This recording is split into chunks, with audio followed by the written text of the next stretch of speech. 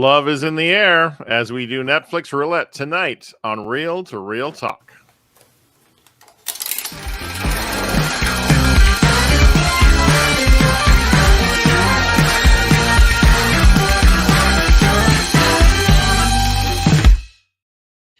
Welcome, everyone, to this episode of Real to Real Talk. I am Sergio Barrera, and it's time once again to talk all things movies. Joining me, as always, is the other Real to Real Talker, Paul Britton.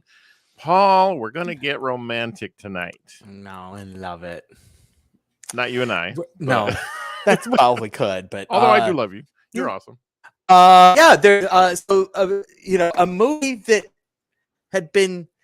It was odd because it kept getting delayed, but it wasn't like the big oh, forget it, we're pushing this to it was like just it kept getting delayed by like 2 or 3 weeks, and then 2 or 3 weeks, and then 3 weeks, and so it finally came out. Cyrano. It was an early sort of like outsider chance for a bunch of Oscars, and just got one for.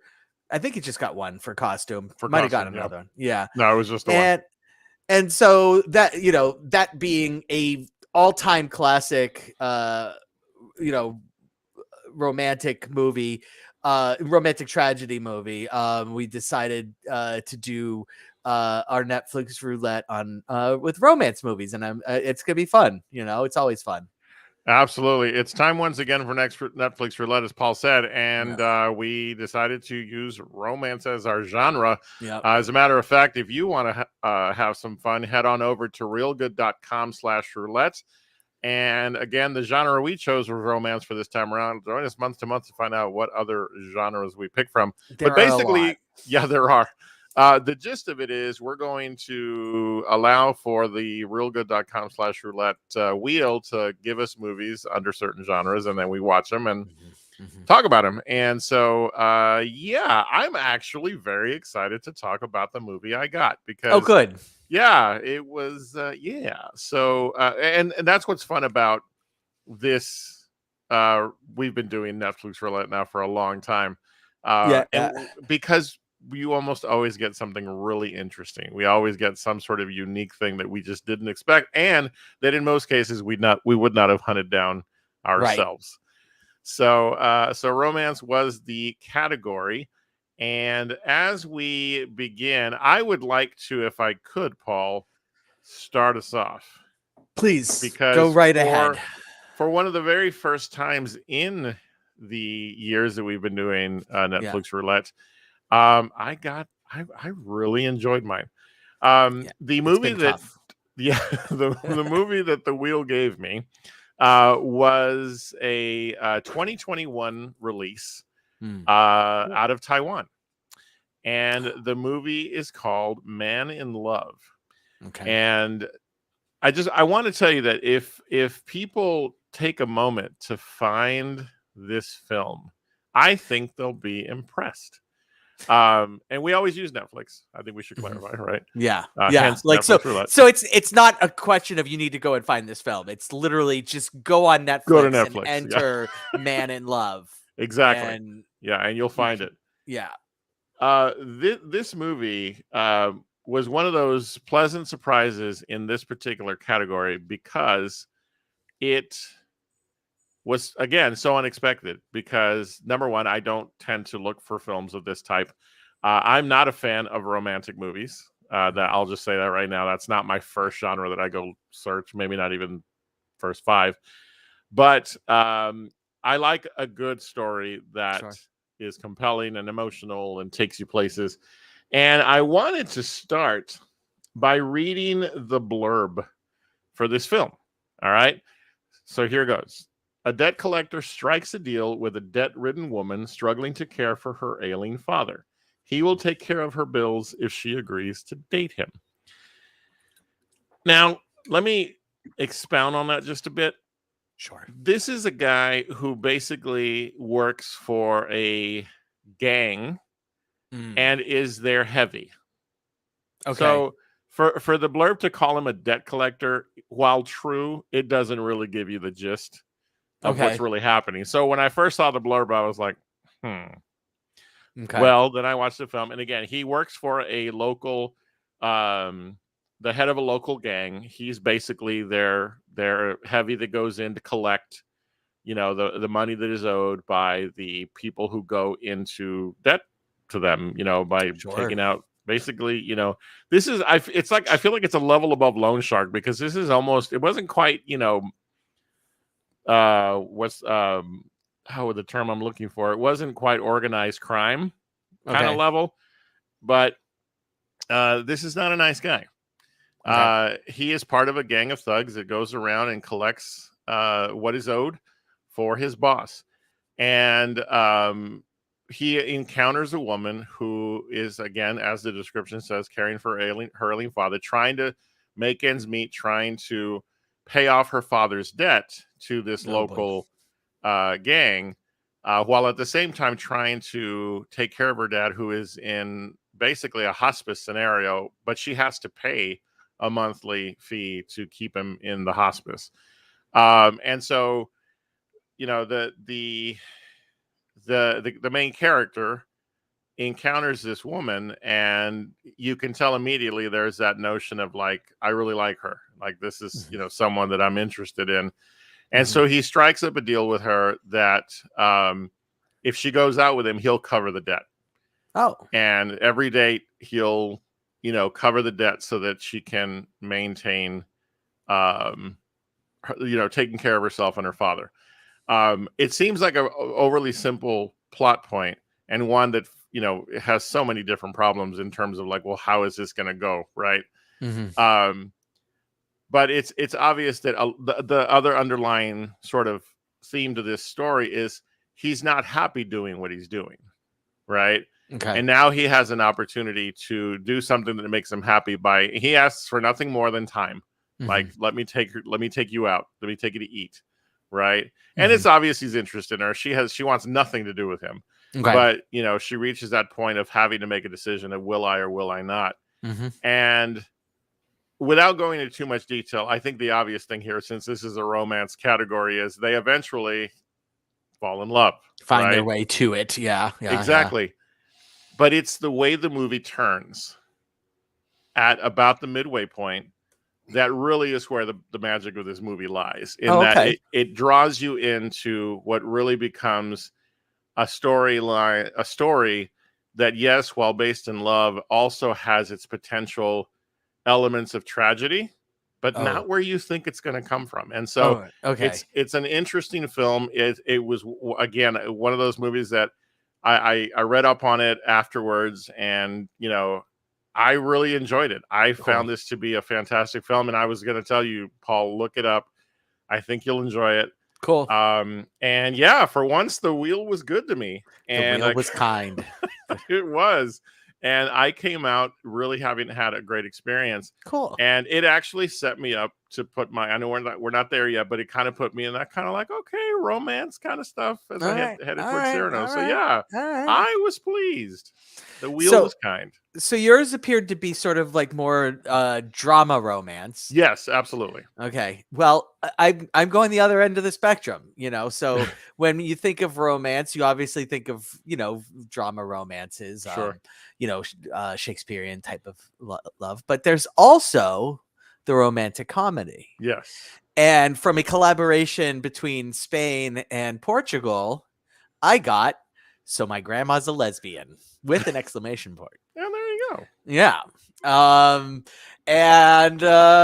So this woman's grandma was a lesbian. No. So what the movie opens up with two competing like wedding plannings going on. And one is these two older women who are like, all right, we need to come out of the wardrobe. One of them decides that a closet is for men, women come out of the wardrobe. So and I would imagine that in the they would obviously be using the Spanish phrases for closet and wardrobe, and sure. I would imagine that there might be a layer to that joke that might be extra because of the language shift, but maybe not. I don't know.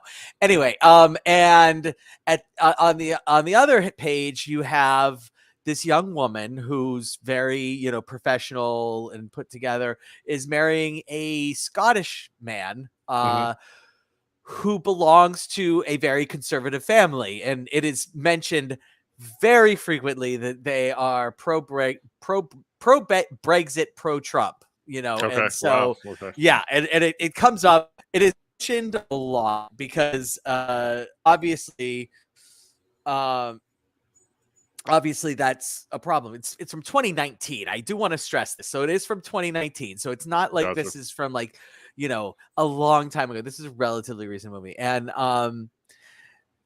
yeah, and so the grandmother wasn't able to make it to the engagement party that the Scottish parents threw for her hmm in Portugal. So she drives out to see her grandmother who lives, you know, up the coast in a really cool little town. And Yep. and her grandmother comes out to her and says, "Hey, look, you know, me and my friend," and it's made clear that these two have been living together under the auspices of being best friends for a very, very long time.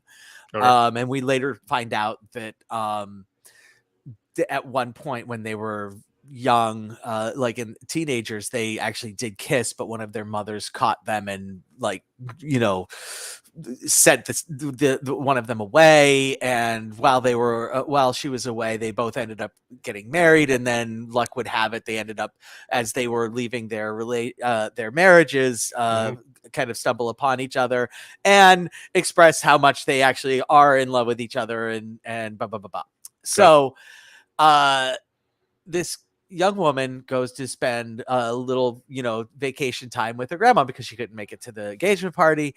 And her grandmother comes up to her and says, "Oh, well, you know, you're getting married. I am also getting married. We're not going to do a big, huge thing, but you just want to let you know we're going to have a little thing. We would love it if you could be there."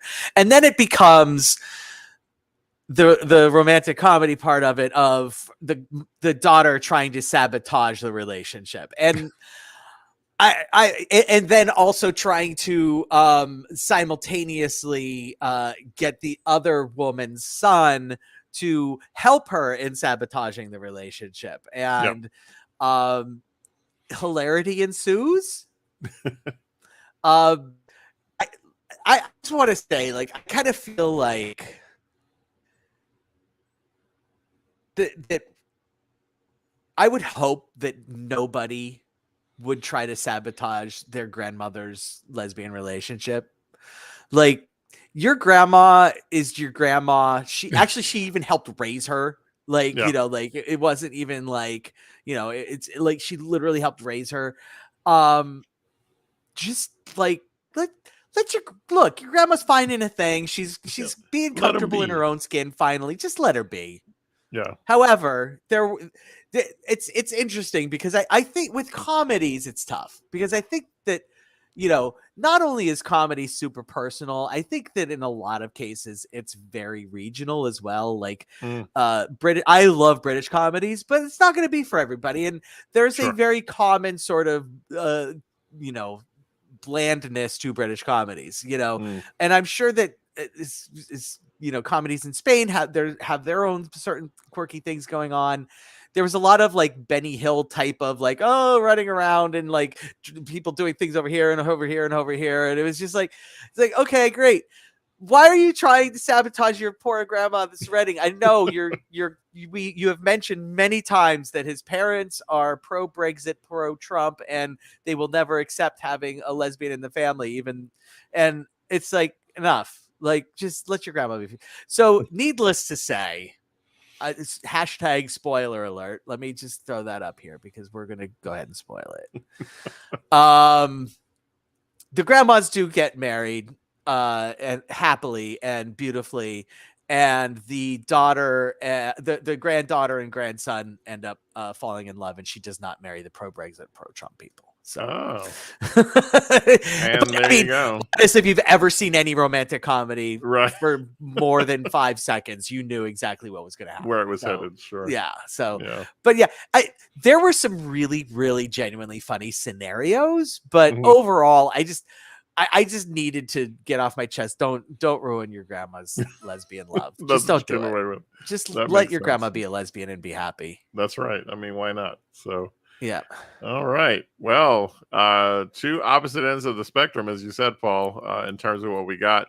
But again, available on Netflix, both of these films, and we are thankful to realgood.com for allowing for folks to be able to, hey, if you don't want to choose, spin the wheel, get on over to realgood.com/roulette, pick a genre. Yep. And you can even add streaming services, but why do all that when Netflix is chock full of stuff you can possibly watch? So Sure.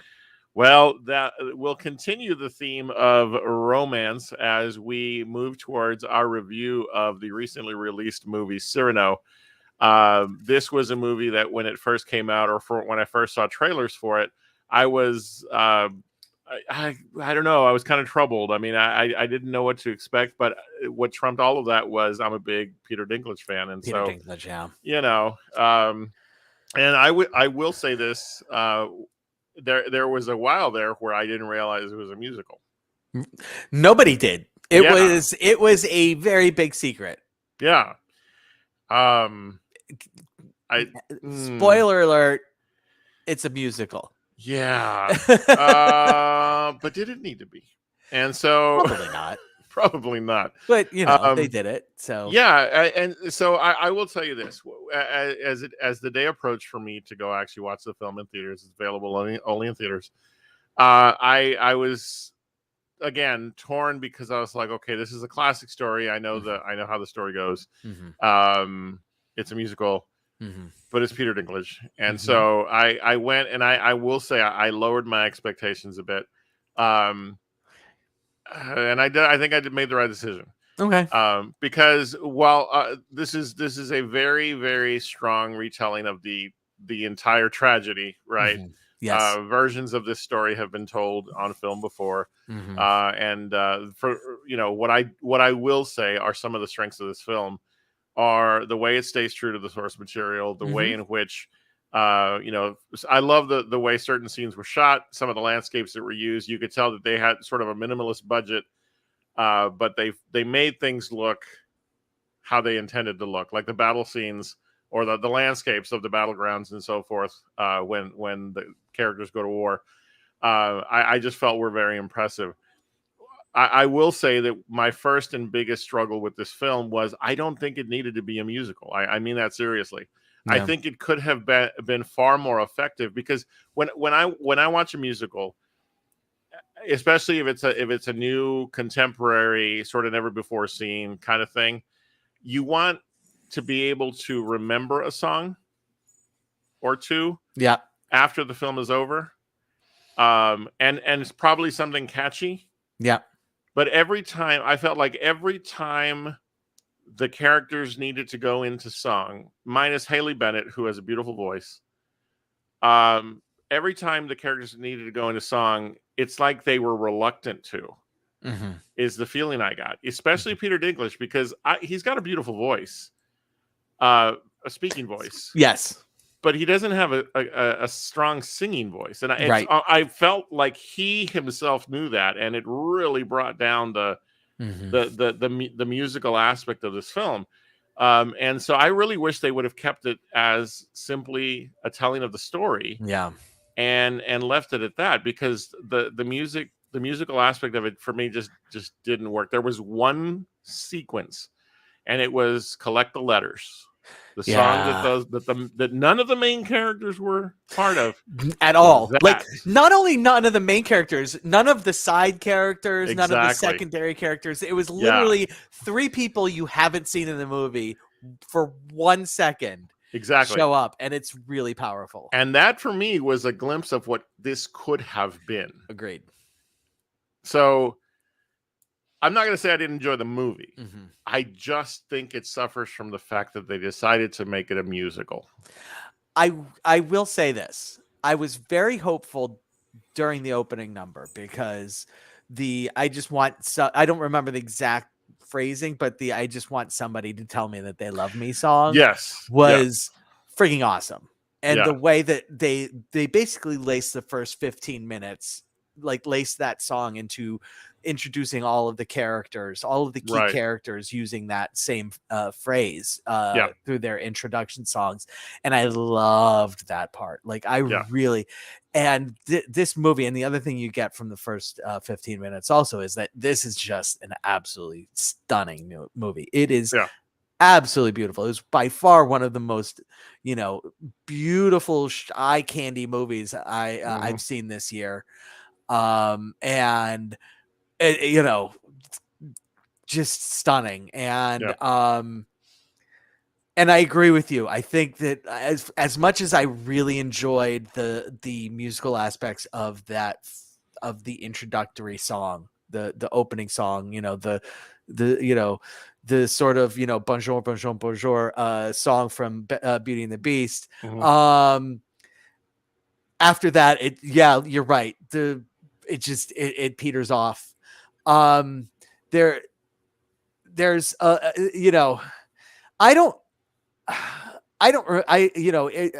don't know that I've ever seen like one of the sort of straight-laced tellings of Cyrano de Bergerac.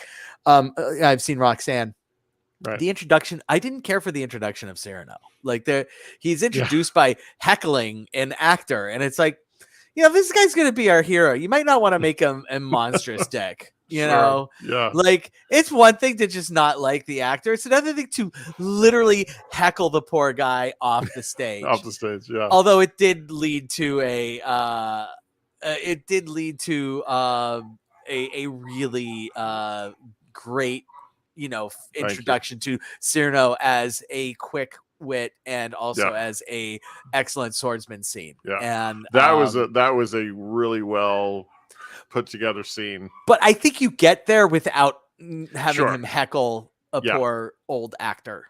Like, just let the dude act. Like, stop. The crowd obviously wanted him. But you're right. The singing too often took us out of it. Took us out of what was going on in the movie, and that's a shame because I do think there was an opportunity. Can I say before we move further, Ben Mendelsohn? He's one of those actors, and I hope I'm not stealing your thunder. No, he's one of those actors, and we've said this often on the show that you're like, hey, it's that guy. Yeah, Ben Mendelsohn as De Guiche in this film. And you think about the other roles that you see him, and he's always playing this smarmy character. He was in the Dark Knight Returns, and other films. He always has, but boy, did he take it to another level. Yeah. So much so that the only other effective moment musically for me in this film was when he got his solo song moment at the sort of denouement of the film. Yeah. It was disturbing. It was, you want to talk, the phrase is, chewing the scenery. Yeah. Ben Mendelsohn took it to a level that it didn't become annoying. And it was really effective. So I just got to say, I was really impressed by his performance. He is amazing. And there are lots of really good performances here. It's just on it, like you said, the musical numbers really do take you out of it too often, and I think there's a lot of fluff as well going on. Like Peter Dinklage plays the hurt Cyrano so well.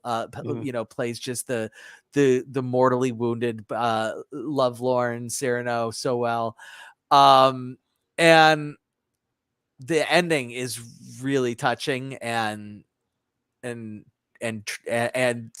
last words are like, oh man, like that he kind of recognizes what his problem has been all along. It's just like, there's so much to like in this movie, but there's also unfortunately a lot to knock as well.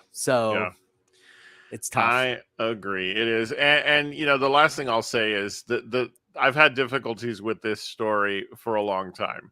Okay. I love the story itself is built on some things that you've just got to, accept that, okay, this works because the story, because you can sit there and go, well, why does she not know? Right. Mm-hmm. And for some reason, I felt like because of some of the portrayals and the way they were done, it just drove home for me even more so, because by the end, when, we get to the resolution of the story, I have very little sympathy for her. and Yeah. so, but again, that's not the fault of the film itself. It's the fault of the story, Right. That's but me in West Side Story, where the third act is just like, you've got to be like, this is beautiful, good job, Steven Spielberg, but this third act just sucks. Yeah. yeah, absolutely. Well, we're going to let you know whether we thought this sucked or not. So we're going to do our ratings every week when we review movies. We use a 5-taco rating here on Reel to Reel Talk. A movie can get as many as 5 tacos. If you want to give it some extra love, you can throw on some guac. So for Cyrano, Paul, what is your rating for this film? Yeah. I came in and was going to give it 3, but I'm going to go ahead and add some guac, because the reality is I literally spent the first half hour just in awe with how beautiful that movie was. Trim 20 minutes and several songs, and you have just an outstanding movie. It's almost like the negative stuff is but the negative stuff really weighs the movie down. It does. It's the movie is just so bloated with things that are just don't work, but it also has the things that work really, really well. Sure. So I'm giving it 3+ guac, because I want other people to be like, what did it do to earn the guac? And you'll find out. Yeah, absolutely. Well, I don't know what it is about these last few weeks that you and I have started to sort of meet at the same point when it comes to ratings. So I'm also going to give it 3 tacos plus guac, and the plus guac for the same reason. It's a solid telling of a story, a classic story. There are things again that bring it down, and the fact that it was a musical being, the biggest factor, or at least just not a very well done musical, right? But the guac is, like so many cinematic elements of this film really, really do. They're a triumph in a sense, in terms of the cinematography, in terms of the costuming, in terms of just the layers of color that are used in those early scenes are just so beautifully played. She's looking for a dress. There's an interplay. I was going to say there was an interplay around a dress that was just beautiful. So beautifully. And those are the things that, I can't give it 4, but I'm going to throw the guac in. So 3 tacos plus guac for Cyrano. I would encourage people to check it out. I agree. It's, and you decide how you feel, but, it was not a swing and a miss, but a swing and maybe a single. If we use baseball parlance, they got or maybe they legged out a double or something. Yeah, that's a better analogy. Absolutely. All right, well, you can find Cyrano in theaters. I'd get out there quick. I don't know how much longer it'll be out there. No, that's true. Because with Batman coming out, Batman. Hey, at a 16 multiplex, Batman's going to be on 10 of them suckers. So. Exactly. Absolutely. Yeah. So. All right. Well, that is our review of Cyrano, and that is our trip down romance lane here today on. It's not over yet. It's not over yet. No, it's not. I'm sure your romance hats. Yeah, there you friends. go. That's good to know. Yeah. All right. Well, we will right now, however, take a moment to remind you can find us on social media. Make sure you stop by our Facebook page. Just look up the title of the show, Reel to Reel Talk. Talk to us there. Give us some comments on the episodes you see. Give us some ideas of what you might want us to talk about in the future. Also on Instagram, it is at Reel to Reel Talk. So check out our past movie posters or show posters so you know what we've been talking about, and stay on top of things with us on YouTube. Thank you for joining us. We appreciate that you're here. Please click that subscribe button so you can always know when our shows post. You'll be able to know even more so by clicking the notification bell as well, and being part of the Reel to Reel Talk family. So we appreciate those of you who join us on Facebook as well. And you can count on us being here every Thursday evening, 8 Eastern, 7 Central. But if you can't make it live, you can always catch up on episodes as they post. So right now, we're going to go to our weekly segments, and we're going to hear from Paul in a segment we like to call What the Hell Did I Just Watch? Yeah. So, sometimes you need the romance that's a drama, but hey, people end up together and it's okay. Sometimes you can have the romance where it's a comedy, where it's, hey, the lesbian grandmas get married and it's awesome. And sometimes you have the romance tragedy like you see with Cyrano, or with the movie that I did this week from a certain film director called Roman Polanski, Bitter Moon. This movie from 1992 stars Hugh Grant as a British person, extreme British person, the most British person that you could ever, the most stereotypical British person you could ever imagine in your entire life. Okay. And he's married to Kristen Scott Thomas, who, if you're familiar with her work, happens to be extremely British as well. Oh yeah. And they go on a cruise for, I believe it might have been their 7th or 8th anniversary, whatever. It's a cruise of the Black Sea. And because all the kids are going to the Black Sea for their cruises. Mhm. And they meet up with a couple, an American and a French woman. American dude, French woman. The American dude is paralyzed, and the French woman is extremely French and absurdly beautiful and very mysterious. And so Hugh Grant, being as British as he is, he instantly falls in love. And the paraplegic guy invites him into his cabin to hear the story of how he met and fell in love with his wife.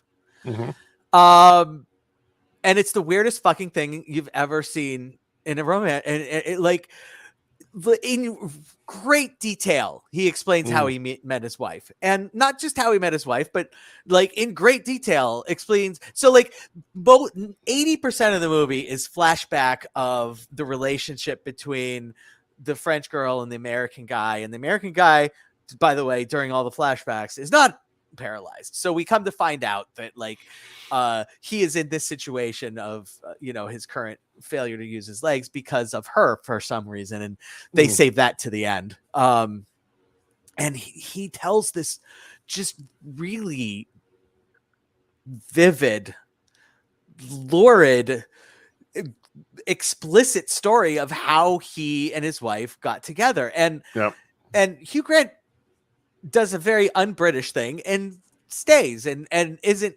so embarrassed by it he needs to flee immediately. He not only does he stay, he goes back, not for a second time, no, but actually 4 times, 4 separate occasions. He goes back to hear the tale of this lurid, tawdry, really explicit, like these people get into some shit, they get into some shit. And then when the weird kinky shit they start doing fails to excite them both, the dude decides, yeah, you know what, this has run its course, we need to split up. And the woman is like, no, I must stay with you, do not send me out, I must be with you. And so he decides to just mentally torture her. And so that's what he does. And so we get to hear all of the horrible things that he does to her to mentally torture her. I'm not going to give away the climax, but he becomes paralyzed, and she then tortures him. And we get to hear about all the wonderful things that she did to torture him. And then they get married. And then they get married. Wow. This movie is just like, so here's the thing. There are parts of this movie where it's like, this is supposed to be a satirization of horrible melodrama, and it's really funny. And then there are parts of this movie that are just flat out horrible melodrama. And I have a hard time when the satire becomes the thing that it's supposed to be sending up. Okay. And because I think that's a failure in the satirization. Like there are things that happen and that are just not funny. But the melodrama remains, like the horrible cheesiness remains. And it's like, you can't be doing these horrible things and be this completely unfunny and maintain this sort of aura that, yes, we are actually satirizing melodrama. You've just become a really explicit, horrible melodrama. Yeah. And so that's what Bitter Moons ends up being, is just a Roman Polanski explicit, bitter melodrama. Well, It's really, when I tell you, like, it gets pretty like bad what these people do to each other. It gets really bad. Well, the mind of Roman Polanski has always been a bit of a conundrum. By the way, the French woman was his wife. Ah, okay. So, and there you go. Interesting. Yeah, absolutely. Well, I sense that this one troubled you more than some of the other ones you brought us. So, yeah. I mean, in a different way, yes. Yeah. And like the horrible things that these people do to each other is just really, yeah. Blair mentions, could it be meta satire? And 1992 is way predates meta, unfortunately. Yeah. All right. Well, as always, Paul will bring us some unique stuff here and What the Hell Did I Just Watch? So make sure you join us week to week. Yeah, definitely. So make sure you come back week to week to find out what kind of weirdness Paul brings us. Paul, as always, you keep it interesting. So thank you. There you go.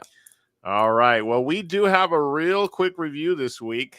Movie that, Paul, you brought to us on Hulu. Not a streaming service we tend to feature here on the show too often. Well, when they want to come up with awesome movies like what's it called, the Palm Springs, or you know, or anything, other good stuff. They occasionally hit. Absolutely. Yep. The movie is called No Exit. You can see it on Hulu, and it was a pretty quick 95-minute romp of very taut. Yeah. Goodness. I don't even know where to start with this one, because it start from the beginning. It starts with a woman in a rehab. This movie doesn't go directions you think it's gonna go. But once it hits its mark and you begin to realize the story and such, it commits to it. Yes. But it takes a circuitous route to get there. Yeah. And I appreciate the effort that was made into telling this story. But there was a point where it was very obvious that, you know what, I don't know that we have a strong story with a strong cast, so let's just ramp up the violence and let's ramp it up as much as possible. And let's see if that can carry us. Because while none of the violence was enough that it bothered me like to my core, it was one of those things where I was like, I don't think it needs to be all this. It could be a compelling psychological thriller. It can be, the pieces were there. And I can't decide, Paul, if it was the cast or if it was simply the directing. Some of the editing seemed out. There was just I really wanted this movie and this story to work better. Your thoughts? Yeah. So, really quick, just to give you an idea of what the movie's about. 7 strangers end up locked up, or is it 5? 5. I'm sorry. 5 strangers end up locked in a sort of like a highway informational, visitor center / rest stop kind of thing. During a blizzard, and one or more of them may or may not have a secret.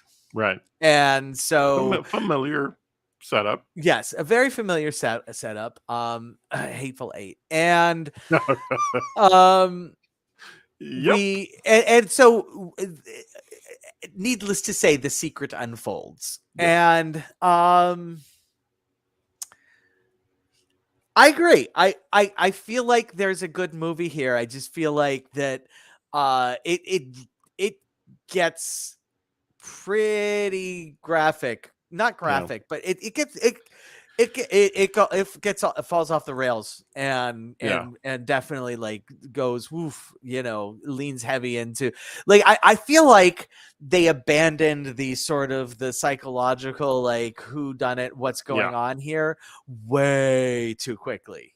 Yeah. like way too quickly. Like there was a real opportunity here to be in this space and have no idea what's going on other than there's a secret and somebody knows about the secret, and any one of the other 4 people could potentially be involved with this secret.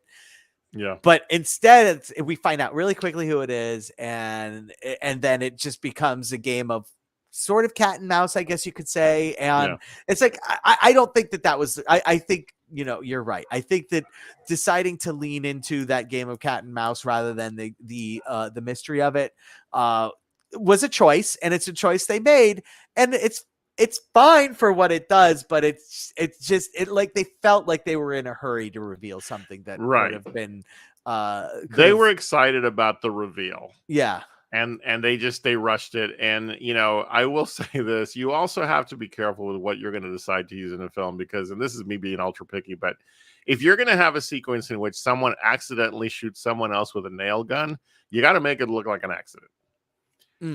That moment happens and you're like, but he was like, usually there's something that causes the moment to happen. Right. But I will say that in the moments that followed, I really found that to be a clever sort of like use of the trope, and like what ends up happening to the character, you know, that causes their death was pretty, I was like, okay, it has moments. Yeah. It has moments that stand out. It does have moments, and I really liked the setup up to the point when they got stuck in the thing. Like, you know, there, you know, even the person who discovers the secret had a secret of her own, and that never paid off. No, it didn't. And the way in which they sort of tried to bookend how we started the film with that sort of epilogue moment, and it was like, by that point, I'm like, okay, I'm just glad it's over. Yeah. And let's just say it's always fun to see Dennis Haysbert, President Palmer pop up in a movie. Thank you. So anytime we can have President Palmer pop up, it's so funny you say that, because when he came on screen, I was like, hey, 24. And so, but yeah, now my rating may surprise you, but for me, this movie is 3 tacos. Oh, okay. Now, and the reason I give it 3 tacos is because I'm going to give an extra taco for effort. I think there was a movie here that would have been more compelling if it hadn't been so rushed, and if it hadn't, for me, relied so much on violence. Right.